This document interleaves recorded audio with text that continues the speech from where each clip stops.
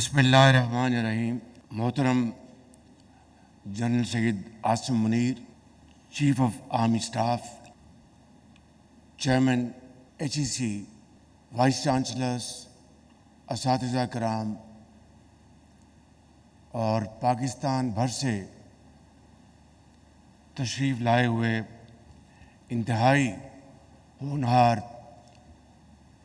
طلباء و طالبات، وفاقی وزیر تعلیم ڈاکٹر خالد مقبول صدیقی، وفاقی وزراء، مہمانان گرامی، خواتین و حضرات، السلام علیکم۔ چند گزارشات آپ کی خدمت میں کرنا چاہوں گا۔ سب سے پہلے میں اس یوتھ کنونشن میں قوم کے انتہائی قابل نوجوان بیٹے اور بیٹیوں کو دل کی اتھاہ گہرائیوں سے خوش آمدید کہتا ہوں، اور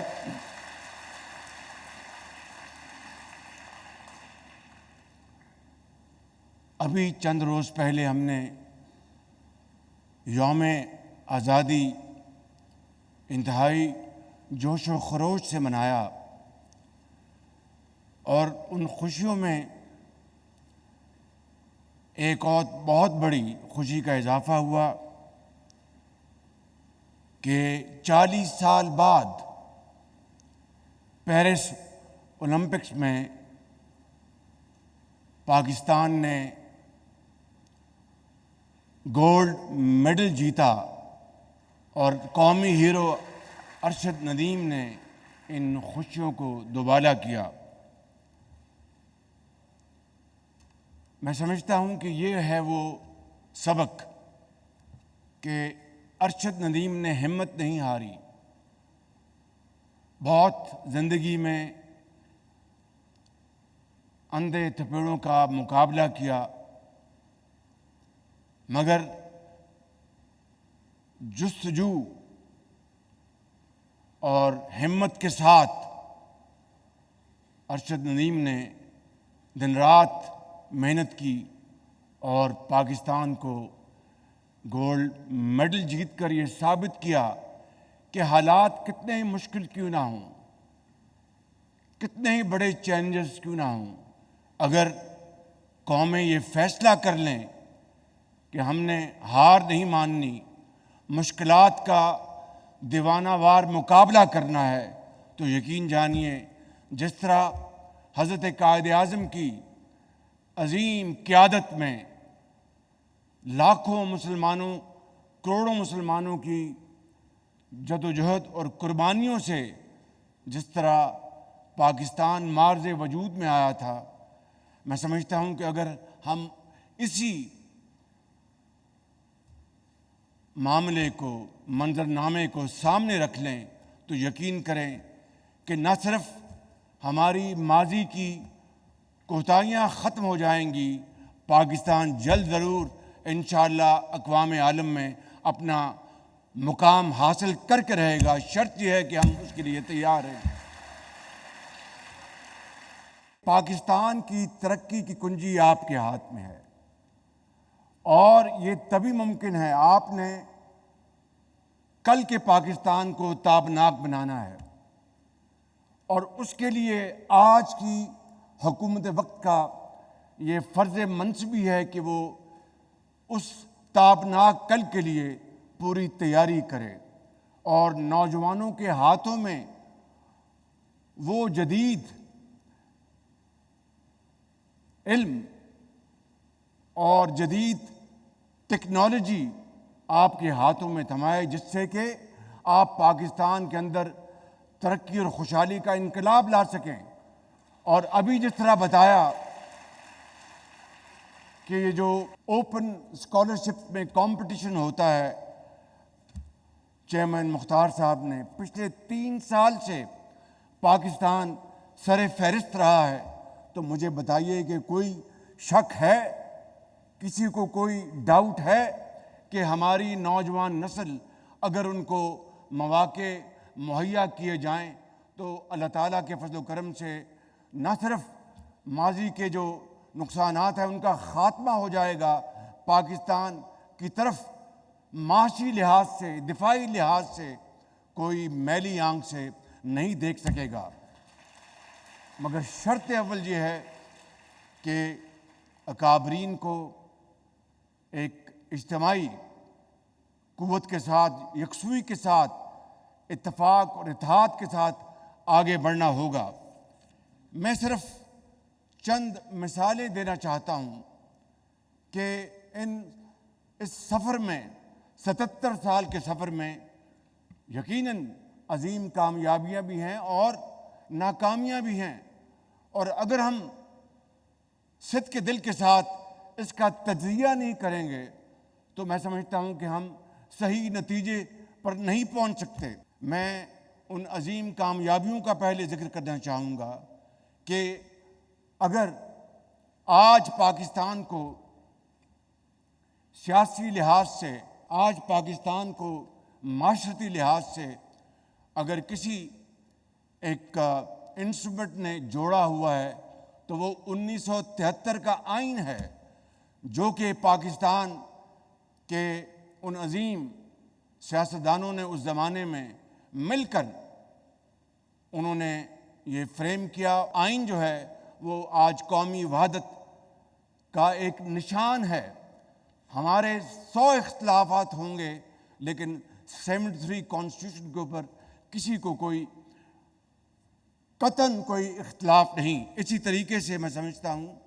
کہ پاکستان ایک ایٹمی طاقت بنا، تمام تر مشکلات کے باوجود دنیا میں بے پناہ پابندیاں لگانے کی کوشش کی، لیکن جب فیصلہ قوم کر لے، جب فیصلہ اٹل ہو تو پھر اللہ تعالیٰ مدد کرتا ہے، اور آج پاکستان ایک ایٹمی قوت ہے اور اسلامی ممالک میں پہلا اور واحد ایک اسلامی ملک ہے جس کو اللہ تعالیٰ نے یہ عظیم طاقت عطا فرمائی ہے۔ قیامت تک دشمن جو ہے ہماری طرف میلی آنکھ سے دیکھ نہیں سکتا۔ اسی طریقے سے اگر میں یہاں پر یہ کہوں کہ جو دہشت گردی تھی پاکستان کے اندر، جس کے خاتمے کے لیے 70,000 پاکستانیوں نے اپنی جانیں نچھاور کی، اور اس کے لیے زندگی کے ہر شعبے سے تعلق رکھنے والے فرد نے اپنا حصہ ڈالا، چاہے وہ ایک ماں ہے، چاہے وہ ایک جوان ہے، بیٹا ہے، استاد ہے، ڈاکٹر ہے، انجینئر ہے، افواج پاکستان کے افسر ہیں، جوان ہیں، ان کی اولادیں ہیں، پولیس ہے، اور اسی طریقے سے پورے چاروں صوبوں کے اندر لوگوں نے قربانیاں دیں۔ 70,000 تب جا کر یہ ناسور کو ہمیشہ کے لیے دفن کیا گیا۔ بدقسمتی سے یہ ہے وہ ہماری ناکامی کی ایک علامت، بدقسمتی سے پچھلے چند سالوں میں بعض غلطیوں کے بنا پر دوبارہ دہشت گردی اونت کر آئی ہے، وگرنہ اس کا مکمل طور پر خاتمہ ہو چکا تھا، اور اس کے نتیجے میں جہاں پر 70,000 عظیم پاکستانیوں نے قربانیاں دیں، وہاں پر پاکستان کی معیشت کو $150 ارب کا نقصان پہنچا۔ جنہوں نے ہمیں اس کام کے اوپر کہا کہ جناب آپ فلاں طاقت کا مقابلہ کریں، انہوں نے صرف $20 ارب ہمیں دیے، ہماری معیشت کو $150 ارب کا نقصان پہنچا۔ تو یہ ہیں وہ صورتحال جس کا پھر دنیا کو اس کا فائدہ پہنچا۔ پاکستان میں تو دہشت گردی ختم ہوئی، لیکن دنیا کو اس کا فائدہ پہنچا کہ وہاں پر بھی دہشت گردی جو ہمارے ہمسایہ ملک سے ہوتی تھی اس کا خاتمہ ہوا، اس کے لیے عظیم قربانیاں دی گئیں۔ اور میں سمجھتا ہوں کہ اس میں ان تمام دفاعی اداروں کا بھرپور کنٹریبیوشن ہے جس کو قوم ہمیشہ یاد رکھے گی، چاہے وہ ہماری بری فوج ہے، چاہے ہماری ایئر فورس ہے، چاہے ہمارے لا انفورسنگ ایجنسیز ہیں، پاکستان کے عوام ہیں۔ ایک زمانہ تھا کہ زراعت ترقی کی سمت میں بہت تیزی سے آگے بڑھ رہی تھی، اور پاکستان کو کہا جاتا تھا، اور آج بھی یہ بات درست ہے کہ we are green basket for the Gulf States, لیکن اس خواب کو شرمندہ تعبیر کرنے کے لیے بے شمار موقع تھے، مگر انفارچونیٹلی اس کو ہم نے پوری طرح اس سے فائدہ حاصل نہ کیا۔ اور میں اگر اس بات کو نامکمل چھوڑوں گا تو اپنے آپ سے بھی زیادتی کروں گا اور آپ سے بھی، کہ جہاں پر یہ عظیم کامیابیاں ہمیں ملی اللہ تعالیٰ کے فضل و کرم سے اور اجتماعی کاوشوں سے، وہاں پر آج پی آئی اے جو ایک زمانے میں اس کے بارے میں جو لوگو تھا، great people to fly with, اور آج ہمیں پی آئی اے کو آج پرائیویٹائز کرنا پڑ رہا ہے۔ پی آئی اے جن قابل مینجمنٹ کے ذمے تھی، انہوں نے ہمارے بعض برادر ممالک میں ان کی ایئر لائنز قائم کر کے دی۔ اسی طریقے سے پاکستان کا 5 سالہ ترقیاتی منصوبہ، اس کی باقاعدہ کاپی کی گئی اور جنوبی کوریا نے پاکستان کو فالو کیا، اور آج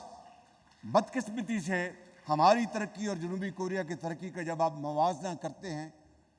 تو پھر ہمیں اس کے اوپر ایک لمحے کی تاخیر کے بغیر ہمیں اس بات کا فیصلہ کرنا ہے کہ کیا بزنس ایز یوزول چلے گا یا ہم آگے بڑھیں گے۔ میرا ایمان ہے اللہ تعالیٰ کے فضل و کرم سے کہ یہ جو نوجوان نسل اس ہال میں موجود ہے اور پورے پاکستان میں کروڑوں کی تعداد میں، آپ نے انشاءاللہ اس پاکستان کی تقدیر بدلنی ہے، اور اس کے لیے میں آپ کو آج یہاں پر بلا خوف تردید کہنا چاہتا ہوں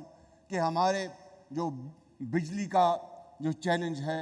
ہمارے جو محصولات کا جو چیلنج ہے، جو ہماری ایکسپورٹس کا جو چیلنج ہے،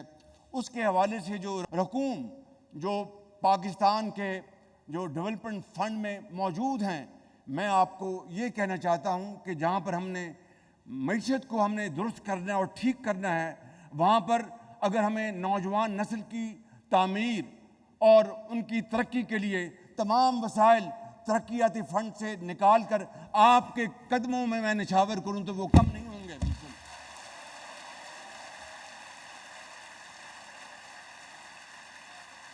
بڑے ادب اور انکساری کے ساتھ کہنا چاہتا ہوں کہ یہ بات صرف یہ کوئی جذباتی بات نہیں ہے۔ آپ یاد کریں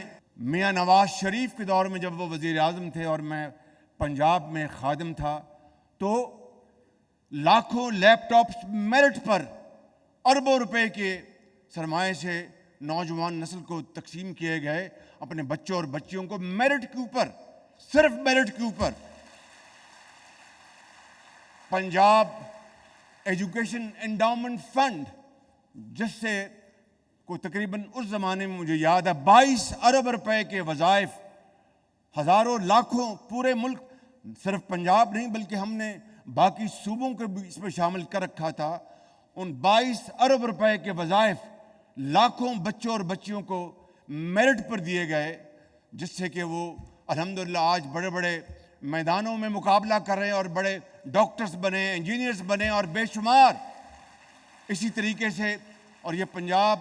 ایجوکیشن انڈاؤمنٹ فنڈ آج پاکستان انڈاؤمنٹ فنڈ بن چکا ہے، اور اسی طریقے سے پنجاب انڈاؤمنٹ فنڈ ایک اور تھا پیف، وہ بھی آج پاکستان انڈاؤمنٹ فنڈ بن چکا ہے، اور اسی طریقے سے دوسرے کئی شعبوں میں تعلیم کے حوالے سے اور ہنر بچوں اور بچیوں میں ان کو دینے کے لیے ہم نے بے شمار اسکیم چلائیں، اور انشاءاللہ میرا ایمان ہے کہ آپ کو جو بھی ہوگا نوجوان نسل کی ہم تعمیر کریں گے، ان کو عظیم بنائیں گے انشاءاللہ۔ ایک اور میں آپ کو یہ بات کرنا چاہتا ہوں کہ اسمال میڈیم انٹرپرائز SMEs، اس میں آپ نے آنا ہے، اور ابھی میں نے گورنر اسٹیٹ بینک سے 3 دن پہلے میٹنگ کی ہے، وزیر خزانہ کو بھی درخواست کی، گورنر اسٹیٹ بینک کو بھی درخواست کی کہ اسمال میڈیم انٹرپرائزز، چاہے وہ دیہاتوں میں زراعت پر مبنی ہوں، چاہے وہ شہروں میں،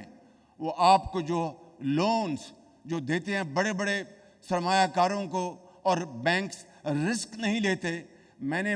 ان کو پابند کیا ہے کہ آپ نے کم از کم جتنے بھی آپ قرضے دیں گے اسمال میڈیم انٹرپرائزز جس کو آپ نے چلانا ہے، کم از کم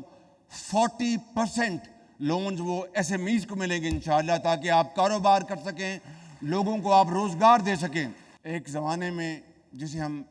ہمارا پاکستان کا حصہ تھا ایسٹ پاکستان، جو بعد میں بدقسمتی سے وہ جدا ہو گیا قائد کے پاکستان سے اور بنگلہ دیش بنا، اور پھر اس کے بعد جو کچھ وہاں پر ہوا وہ آپ کے سامنے ہے۔ لیکن ابھی حالیہ دنوں میں جس شخص نے وہ ایک پاکستان کے خلاف تحریک چلائی تھی اور کہا تھا کہ دو قومی نظریہ ختم ہو چکا اور وہ بحر ہند میں غرق ہو گیا، آج آپ دیکھیے کہ وہاں پر جو اس کے وہاں پر اسٹیچوز تھے ان کے ساتھ کیا ہوا۔ میں اس میں زیادہ نہیں جانا چاہتا۔ انگریزی میں ایک مقولہ ہے what goes around comes around۔ میں سمجھتا ہوں کہ اس سے ہمیں، یعنی جس نے پاکستان کو تقسیم کرنے کے لیے کیا، آج ان کے ساتھ وہاں پر کیا ہو رہا ہے، میں سمجھتا ہوں کہ یہ بھی ہمارے لیے کسی سبق سے کم نہیں، اور ہمیں یہ بات آج طے کرنی چاہیے کہ ہم مشکلات کا سامنا کریں گے، ان کو حل کریں گے۔ اور میں نے کل بھی کہا اپنی کابینہ کی ایک ہماری میٹنگ تھی کہ بجلی عام آدمی کے لیے سب سے بڑا ایک چیلنج ہے۔ ہم نے بجٹ کے دوران 50 ارب روپے جو ہماری ترقیاتی فنڈز ہیں اس سے نکال کر ہم نے 86% جو گھریلو صارفین ہیں جو 200 یونٹس تک بجلی استعمال کرتے ہیں ان کے لیے ہمیں 50 ارب روپے ہم نے ان کو سبسڈی دی، تاکہ گرمیوں میں ان کے لیے تھوڑا سا ریلیف مل جائے 3 مہینے کے لیے۔ ابھی چند دن پہلے پنجاب حکومت نے اپنے صوبائی وسائل سے، اس کا وفاق سے کوئی تعلق نہیں، صوبائی وسائل سے 45 ارب روپے انہوں نے خرچ کیے، اور 2 مہینے کے لیے 200 یونٹ سے لے کر 500 یونٹ تک جو بھی گھریلو صارفین ہیں ان کے لیے ایک بہت بڑا ریلیف دیا۔ میں سمجھتا ہوں کہ اس کے اوپر کوئی سیاست نہیں ہونی چاہیے، اس کے اوپر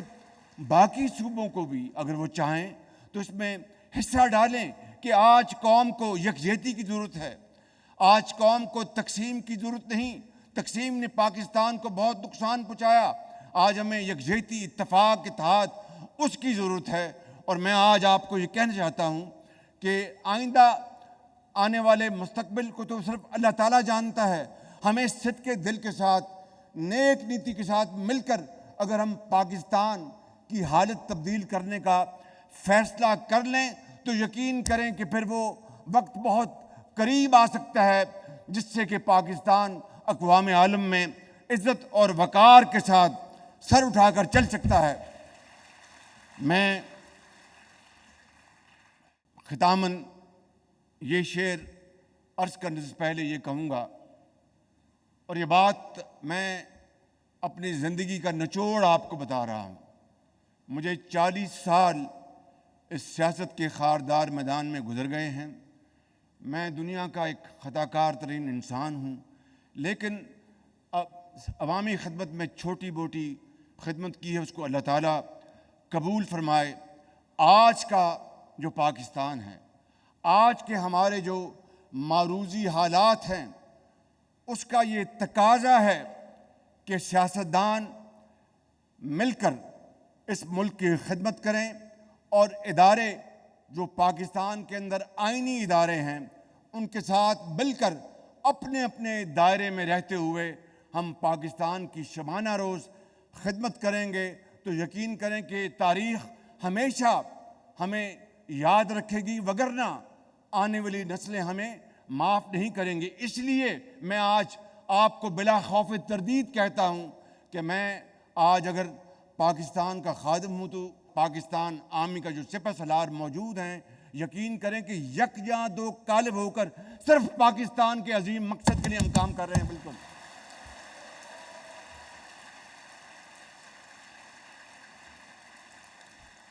کبھی مایوس مت ہونا، اندھیرا کتنا بھی گہرا ہو، کبھی مایوس مت ہونا، اندھیرا کتنا ہی گہرا ہو،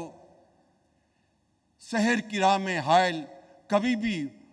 ہو نہیں سکتا، سویرا ہو کے رہتا ہے۔